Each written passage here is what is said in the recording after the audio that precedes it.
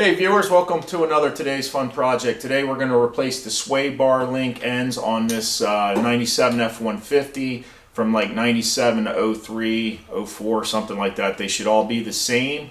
The problem with this is you're going down the road and let's say I'm on a back road and there's a slight crowning and there's some unevenness in the road, there's some bumps. Well, you can actually feel the vehicle kind of swaying left to right, back and forth. You don't have good control. There isn't really any slop in the steering wheel like if it had bad tie rod ends.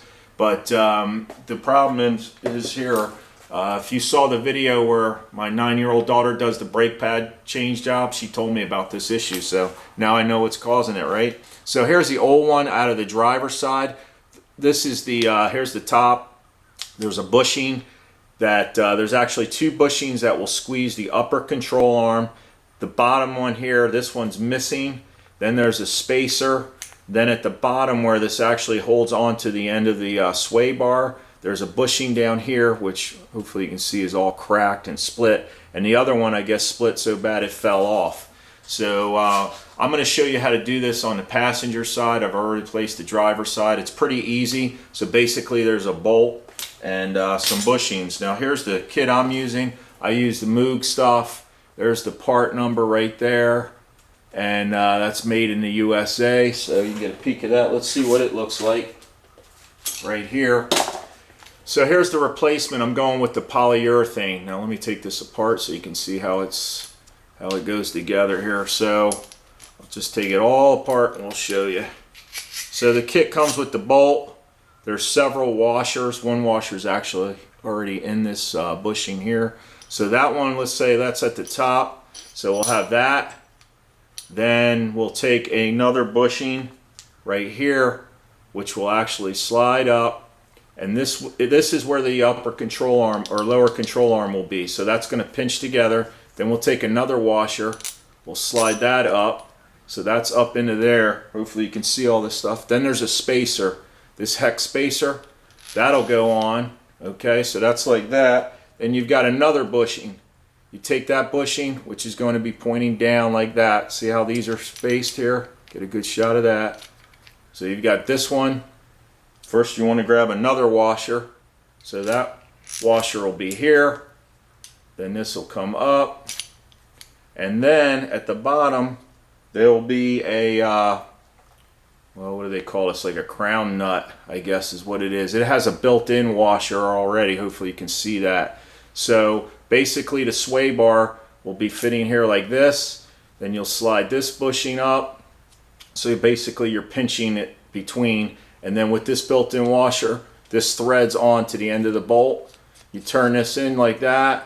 And what Moog is saying in the instructions at the bottom, when this is all snugged up, they want to see 2 to 3 threads of this bolt right here. So then you know you have the right torque. And you want to be at what they call like ride height. Let me see what their technical term was called, curb height. So I'll show you what I do. I jack the vehicle up, and then so I can get under there easier. I don't have a lift. And I can see what I'm doing. And then what I'll do is take a smaller floor jack with a piece of wood, and I'll actually crank up on the lower control arm. So it's simulating that the truck is on the ground, so the wheel is kind of tucked up curb height where it should be. So that helps you align these things in here. It's really simple. Why don't we get under the truck and I'll show you what I'm talking about. So what we're looking at here is the sway bar end link on the passenger side. Over here is the front right tire. And this is the sway bar link bushing down here. So this is the one that sits on top of the control arm. Then there's one underneath there with the nut. And then at the top, here's your sway bar right here, this piece right here. So you've got the lower bushing on that and then the upper one on that. I don't know if it's picking up on film, but it's completely cracked. And on the other side, these were actually missing. They weren't even there. This spacer was just bouncing around. So what we're going to do is we're going to remove this. We're going to put a, what is it, a 16 millimeter wrench on top, and then we'll have the 15 millimeter down below here. Down here is where the nut is. I'll show you that in a second. So let's get the wrench on top.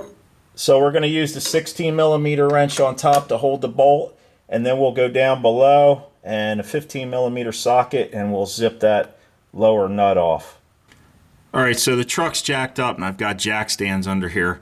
We're looking at the 15mm nut. I wish I had an impact 1/2 inch, but I don't. I'm gonna zip it off with my air gun, and let's do that. So we've got to be in reverse. Now, I don't have the control arm propped up yet. I'll show you that in a second.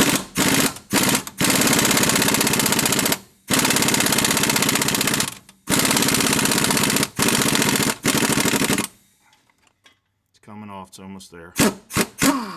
Okay, there we go. Wow, look at that bushing. Let's see that. This thing is shot. This is about as bad as it can get. So with the nut off, it's simple enough now.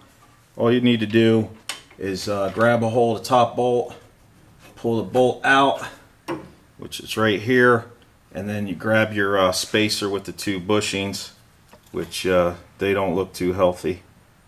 Okay, with the old one out now, I'll have the new one. What I like to do is put silicone grease on these polyurethane bushings. If you're replacing them with OEM rubber, you know, you could put a little bit of silicone on there too. It wouldn't hurt, but it's not as necessary, I don't think. So I'm just smearing a little bit on this bushing right here. And what I'm going to do is grab the spacer, and it's a little bit tricky, but it's not difficult at all. I'm going to drop this in through the top, just like that. Okay, so that's resting in there now. I hope you guys can see this. Let me zoom in a little bit more. Might help you out. Okay, so you can see that up at the top. See that white bushing? Let's get this light over here. And I've got another bushing with the washer already in it. So that's going to go up next. So we're going to sandwich that stabilizer. We push that on there. This is really simple. So you've got that set up like that. And now I'm going to take this hex spacer that they have. I'm going to slide that up on there. Then what I'm going to do is grab another bushing with the washer already in it. Put silicone on that one. And then I'm going to put this bushing with the washer in it, facing down like that. So now basically I've got three bushings going on. Hopefully you can see all this. And I'm going to just push up a little bit on the bolt, and I'm going to guide it over here to the hole, just like that. So now it's all resting in there. Okay. And now the last thing we need to do is take this bushing that doesn't have a washer, because remember the nut has that built in, and we're going to grease this up, silicone, push it up from under the control arm, which I'll show you in a second, and then start threading this on. So what I need to do is, well, let's just show you what I need to do.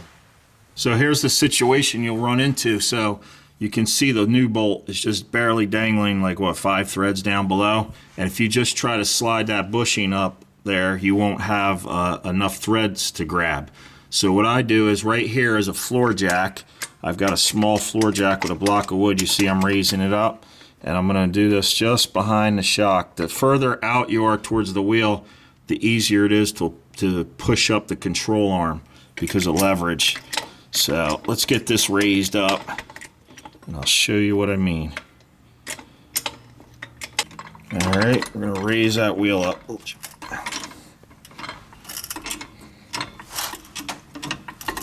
We're compressing the spring basically.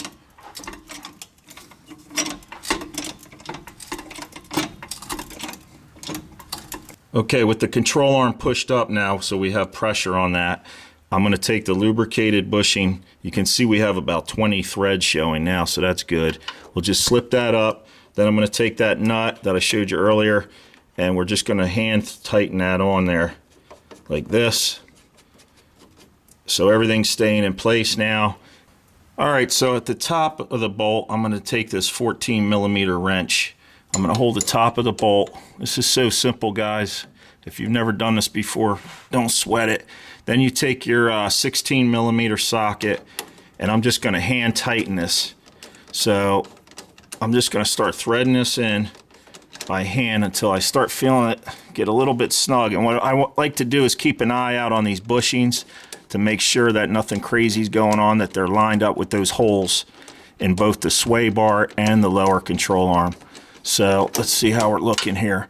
And then what Moog suggests is tighten this nut up to where you just see the threads of the or the end of the bolt, and that center spacer should not be able to spin by hand, which it's not in this case, but I need to go up a little bit higher. There's hardly any pressure here. So, and the other wheel is on the ground while I'm doing this, so you can do it one wheel at a time, or you can take the whole front end up off the ground, whatever you prefer. The bottom of the bolt is flush with the nut. So what we're going to do now is I'm going to tighten this up until I catch, you know, or I can see 2 to 3 threads. So I check it. Yeah, we got about 2 showing right now. Let's go a little more.